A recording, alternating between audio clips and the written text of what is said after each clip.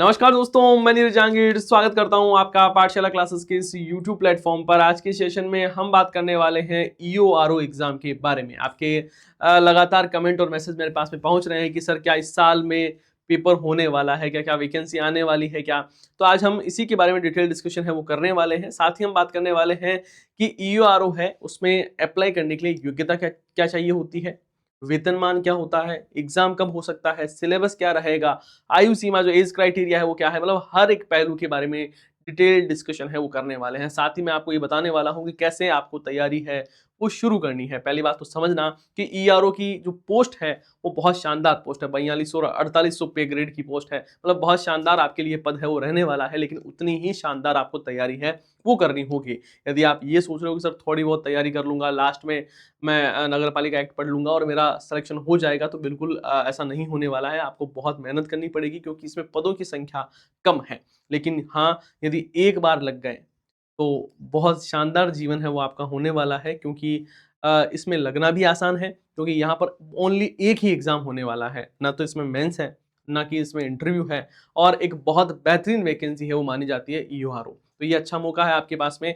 और यहाँ पर हम पहले ही आपका जो एक सवाल है कि सर क्या इस साल एग्जाम होने वाला है क्या, तो मैं बस इतना सा कहूंगा कि हाँ बिल्कुल, इस बार आपका एग्जाम, इस साल में वैकेंसी है वो आपको पक्का देखने को मिलने वाली है ना। यहाँ पर पक्का आपको इस साल में ये जो वैकेंसी देखने को मिलेगी। और मैं अभी कह रहा हूँ कि यदि आप ये सोच रहे हो कि हमारा सर नोटिफिकेशन आएगा फिर मैं तैयारी शुरू करूंगा, तो आप बहुत ही ज्यादा पीछे रहने वाले हो। जो ऐसे कैंडिडेट है जो कि अभी किसी ना किसी पद पर हैं, उनके लिए तो बहुत अच्छा मौका है, अभी से ही आपको तैयारी है वो शुरू करनी है। हम हर चीज के बारे में बात करने वाले हैं, बिल्कुल डिटेल से बात करेंगे। हो सकता है सेशन थोड़ा सा लंबा हो, लेकिन ये सेशन आपके लिए बहुत ज्यादा वैल्यूएबल है वो होने वाला है। पहले हम बात करें कि सर एग्जाम का पैटर्न क्या है। तो आप सभी को पता है यहाँ पर कि हम बात करें कुल 120 क्वेश्चन आपसे पूछे जाते हैं, है ना।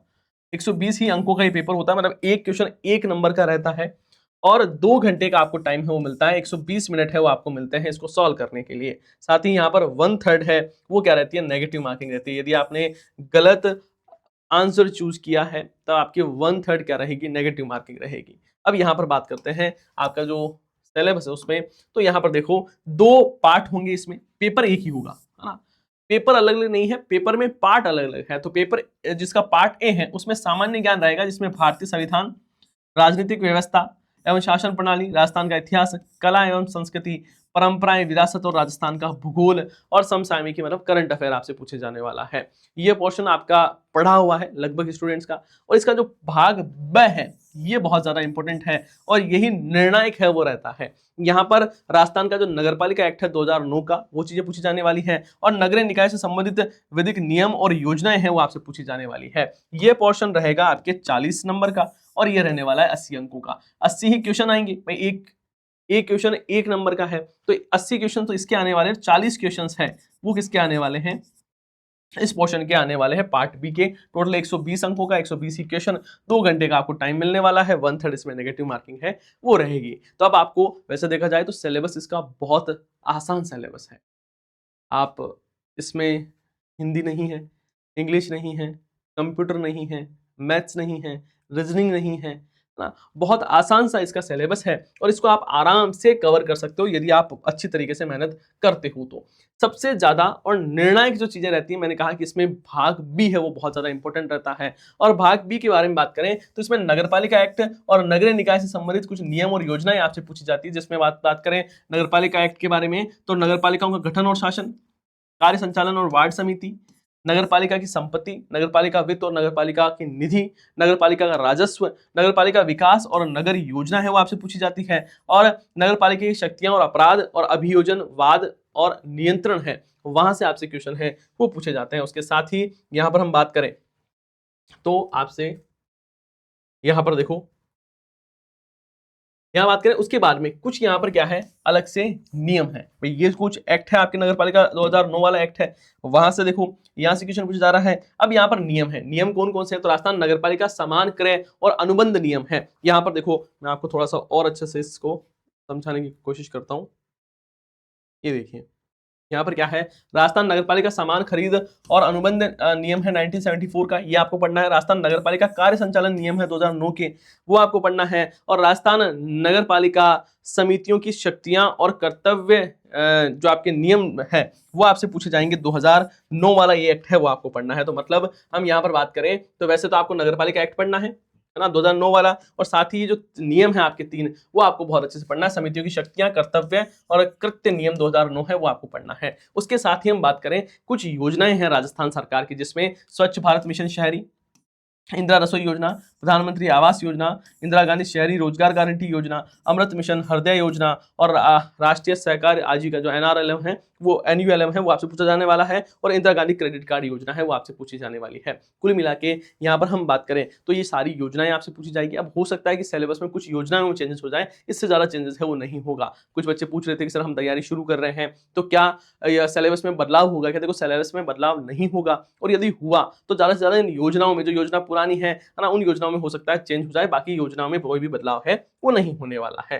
दूसरी बात, यहाँ पर कुछ आपके क्वेश्चन है कि सर शैक्षणिक योग्यता है, तो कुछ नहीं चाहिए। आपकी यदि ग्रेजुएशन कर रखी है, स्नातक आपने कर रखा है, तब आप इसमें अप्लाई कर सकते हो, कोई दिक्कत वाली बात नहीं है। चाहे किसी भी स्ट्रीम से आपने ग्रेजुएशन है वो की है, और यदि आप फाइनल ईयर के स्टूडेंट हो तब भी आप इसमें अप्लाई कर सकते हो, लेकिन सम्मिलित होने वाले व्यक्ति को आवेदन करने के लिए पात्र होंगे, किंतु उसे यहाँ पर आयोग द्वारा जो प्रतियोगिता परीक्षा होगी उससे पहले ही आपके पास में आपकी जो डिग्री है, योग्यताएं हैं वो रहनी चाहिए। मतलब आप अप्लाई कर सकते हो, लेकिन जिस दिन आपका एग्जाम होता है उस दिन आपके पास में योग्यताएं हैं वो रहनी चाहिए। और हम बात करें वेतन स्केल के बारे में, तो यहाँ पर आप देख ही रहे हो L14 की, तो ये तो छोड़ो, आपके नहीं है ना। यहाँ पर L12 की है, ये हम बात करें राजस्व अधिकारी, मतलब जो आरओ है वो, और ईओ जो है वो आपके 4200 जो आपके पे ग्रेड है उसकी रहने वाली है।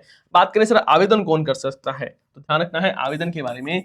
1 जनवरी 2027 तक है। यदि आपकी उम्र 18 से 40 वर्ष है, 40 वर्ष के बीच में है, तो आप अप्लाई कर सकते हो। ये जो 40 वर्ष वाला है, इसमें आपके जो आप जिस कैटेगरी से आते हो वैसे एज रिलैक्सेशन है वो भी मिलता रहता है। जैसे कि महिला है उसको 5 साल का, है ना, यदि ST SC EWS महिला आते हैं उसको 10 साल का मिलता है। तो यहाँ पर एज रिलैक्सेशन है वो आपको मिलता रहेगा, उसकी कोई इशू है नहीं। ठीक है, अब देखो आगे देखें, महिला नॉर्मली है उनको भी 5 साल का मिलता ही है। अब देखो, सबसे महत्वपूर्ण बात मैं आपको बताऊं कि यहाँ पर आपके लिए जो आप कह रहे थे कि सर आपका कोर्स कब शुरू होने वाला है, तो 3 जून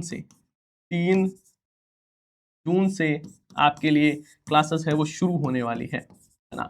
शानदार कोर्स रहेगा, बेहतरीन तरीके से सिलेबस है वो आपका करवाया जाएगा, और इन डेप्थ से आपको पढ़ाया जाएगा, जितनी डेप्थ से हम पढ़ सकते हैं, क्योंकि सिलेबस में यहाँ पर बहुत डेप्थ में क्वेश्चन पूछे जाने वाले हैं, तो वो सारी चीजें रहने वाली है। और यहाँ पर यदि आप पार्ट A+B में समझ गए, जीके वाला प्लस नगरपालिका एक्ट वाला लेते हो, तब ये आपके 2499 रुपए में पढ़ने वाला है। और यदि आप सिर्फ ये चाहते हो कि सर मैं तो ओनली पार्ट बी ही पढ़ना चाह रहा हूं, तो पार्ट बी में आपको पढ़ाने वाला हूं, और मात्र 1499 रुपए का ये कोर्स है वो रहने वाला है। तो ये आपके लिए गोल्डन अपॉर्चुनिटी है, आप शानदार तरीके से तैयारी कर सकते हो। नगरपालिका योद्धा बैच है, उसकी शुरुआत हो रही है 3 तारीख से, और बहुत शानदार पढ़ाया जाएगा, और मिनिमम, बहुत ही मिनिमम आपके लिए ये रखा गया है, जिससे हर एक स्टूडेंट जिसका सपना है अधिकारी बनने का, उसका सपना पूरा हो सके।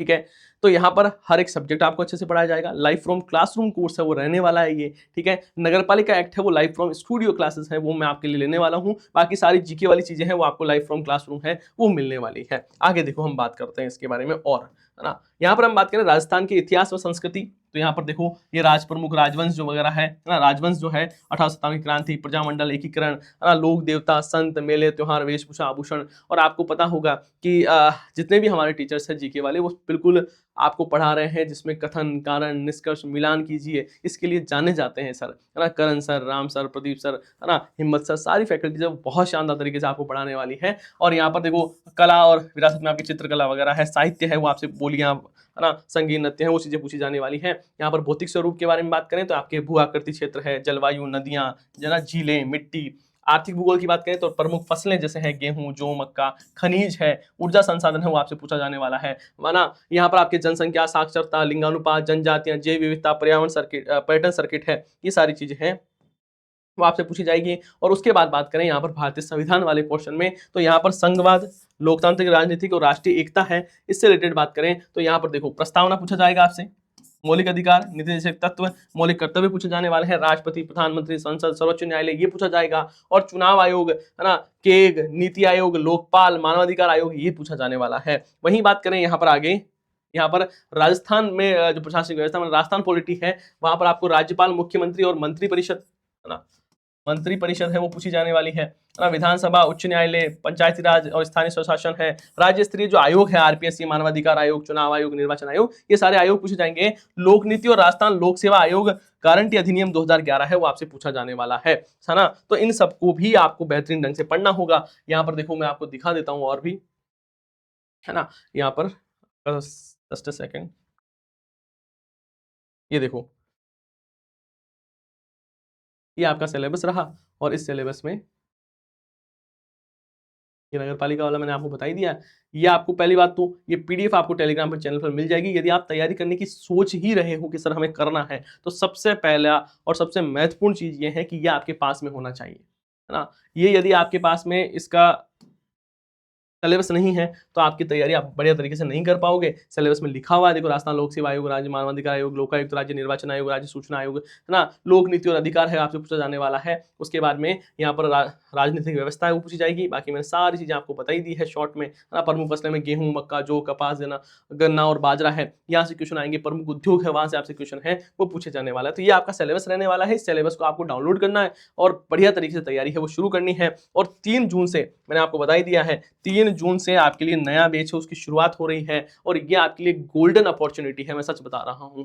यदि आप अभी से तैयारी शुरू कर रहे हो तब ही यहाँ पर इसका सिलेबस है वो बेहतरीन ढंग से कवर कर पाओगे, क्योंकि इन डेप्थ में चीजें हैं वो पूछी जाने वाली है। यहाँ पर जो नगर पालिका एक्ट है वो मैं आपको बहुत शानदार तरीके से पढ़ाने वाला हूँ, और इसके लिए आपको बस कोर्स है वो लेना होगा 3 तारीख से, मतलब कल से ही आपकी जो बैच है वो शुरू हो रहा है, ठीक है। और बाकी जितनी भी चीजें थी मैंने बताई दी है आपको, ठीक है ना। हाँ, ये योजनाएं हैं, ये योजनाएं मैंने आपको बता दी है, तो ये योजनाएं आपसे पूछी जाने वाली है।